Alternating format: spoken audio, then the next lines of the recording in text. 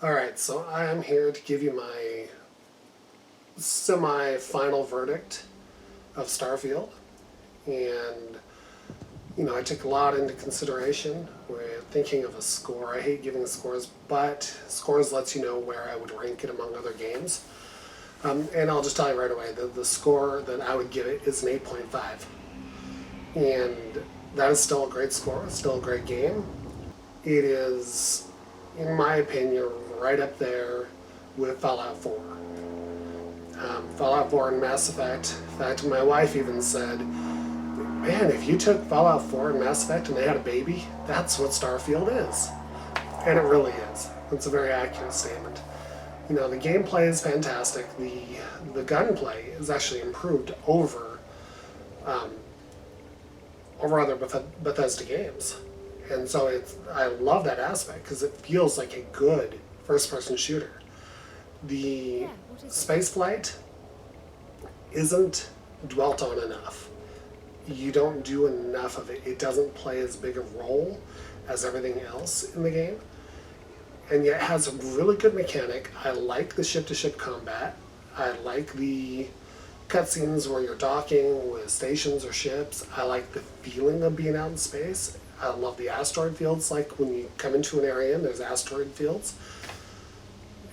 Except they didn't flesh it out. It isn't expanded. You should be able to do a lot more in space.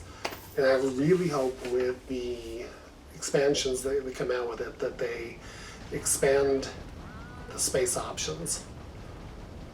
The cool thing about the game, and what I really love about it, is that it does still let you play your way. You can do whatever you want, really. You can just go explore, but there isn't that much to explore. See, with Skyrim, you explored, and you would come across stuff to do. If you wanted to go do a quest, you would get sidetracked so easy off of caves, off of buildings, off of little towns or settlements, and constantly you would just get sidetracked. Still to this day, I have not completed all the quests that are in Skyrim. Now this game does a similar thing. They have lots of quests, lots of things to derail you off of the main story, to give you a chance to just go explore and do your own thing, which I applaud. Like I said, it is a great game. It is a great game. I do really enjoy it. I have put in around 40 hours now, and I've only gotten 3 of the powers. And that's because it does keep you busy. There are side quests, there are things to do, and you can choose which way to go. And I do like that. A couple things I wish it had. Give me a vehicle when I'm on a planet. Running around the entire time is a pain. And when your stamina meter runs out and you're risking injury and risking other ailments that come, which are cool, it's nice. But when you're on a planet, you really wish you could go a little bit faster. Again, all they would have had to have done is add a vehicle that's maximum speed is your maximum speed running or boosting, but just doesn't get tired. That would have made the game, the land features, 2 times better. But those are my complaints. Load times. We're in the age of the SSDs now, and they told us that load times were going to be cut to a minimum. This has as much load time as a Fallout 4. There are as much breaks in the action to load into a building, to load into space, to load onto a planet, to load wherever it is you're going. There's enough of a break that it does kind of pull you out of the flow of the game just a little bit. And that's only because, again, our expectations were up here, and what we got was only up here.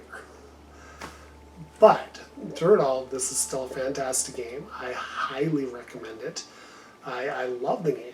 I mean, at this point, I will still put it in probably my top 10 favorite games that I've played. It is a fantastic game. It is just not perfection. And anybody that gives it a 10, I have to question what other games they've played. But it does deserve, the 7.5. And if people want to say an 8, I'm okay with that. People that say a 10, I'm just, no, it's not. It's not a 10. But it is a dang good game. Now, with that said, we do have a friend that was playing it, and he's just like, I just can't get into it. I can't really, it just doesn't grip me. It doesn't move fast enough. I don't know where to go, that kind of thing. And that's okay, because if every game suited everybody, it would be boring after a while. So basically with this game, if you loved Skyrim, and you loved Fallout, and you loved Mass Effect, there's a good chance you're going to love this game, because you're getting a blending of all those games. In some things it does really well, some things it doesn't. And if you don't like it, that's okay. There's plenty more games to look forward to. And if you do like it, enjoy it. It is a fun game. So, alright, so next video I'm going to get back to doing the random games. And the latest random game I chose was Episode 1 Racer Remake. And I'll be doing that on the Xbox. On the Xbox I'm doing the show me a random game, then I play that, and then I tell you about it. So the next one will be Episode 1, Star Wars Episode 1 Racer, which is a pretty solid game. So we'll talk about it next time. I'll see you later.